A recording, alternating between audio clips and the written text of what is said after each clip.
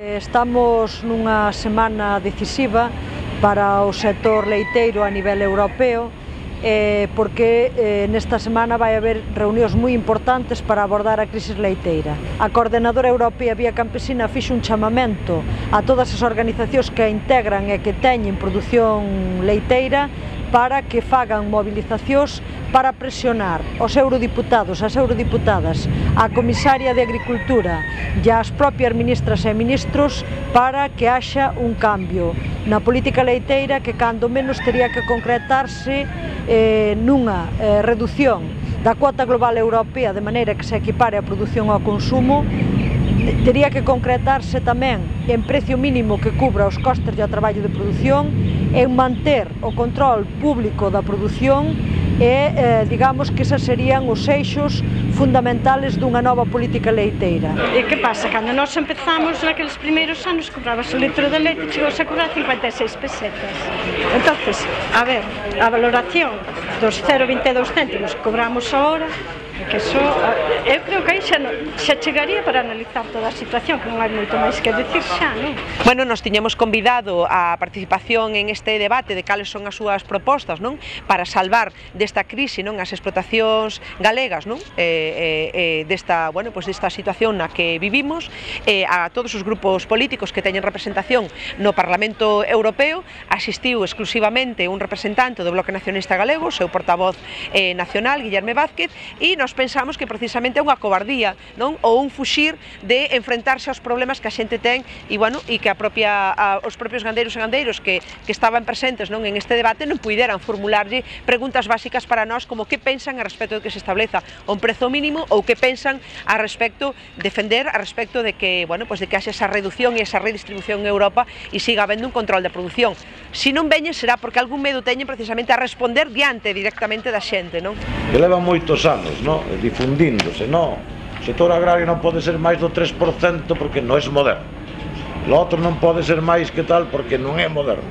Non, moderno será producir, será que os consumidores, falando de leite, consuman bo leite, será que o mundo rural entendido non como mundo rural, sino coa población fixada no mundo rural, porque senón non hai mundo rural, sigue existindo, e desde logo non é máis moderno, e o sinto moito, non?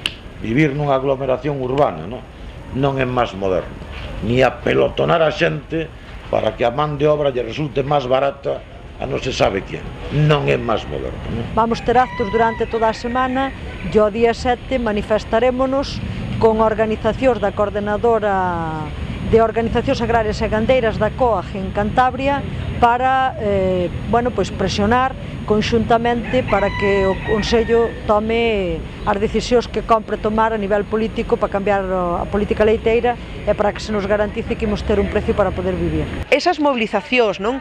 Todas as que houbo, as últimas, esa gran tractorada, non? De pouco máis de fai de un mes, non? Tivo todo o sentido que teñen todas as movilizacións que polo menos o Sindicato Obrero Galego sempre defendimos, que é poñer os problemas que temos desde os sectores agrarios, concretamente o leiteiro neste, en cuestión e que a sociedade ademais estea coñecendo eses problemas respaldándonos, non? Entón, como nós sabemos e sempre o dixemos, non? Que efectivamente ou hai un precio mínimo porque políticamente se decide que hai un precio mínimo e se decide ademais con toda a contundencia, decir, normativamente e en toda Europa, ou senón ese tipo de acordos, pois ao que conlevan é ni máis ni menos a quitarlle a presión aos políticos, eso sí, pero desde logo non solucionar o problema que temos nas explotacións, non?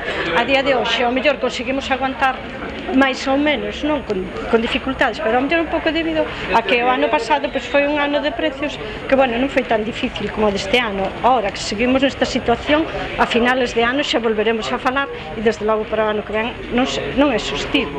Esta crisis aquí non lle conocemos, polo menos desde que eu recordo, non lle coñecemos precedentes. Entón aí hai cuestións centrales como o tema da regulación dos mercados, como o tema do precio mínimo, como o tema de que se siga ou non se siga producindo máis cantidade de leite que da que se consume, como o tema de que haxa un dereito a producir polo menos para poder vivir, que é o da redistribución que seguimos plantexando, etc. Entón, desde a entrada na Unión Europea está deseñado, non? Esa política de seguir desfacendo explotacións para que se queden con un mercado tan básico como é o do alimentos, e nese sentido do leite é principal, as multinacionais da distribución e as multinacionais das industrias que teñen aparelladas, non?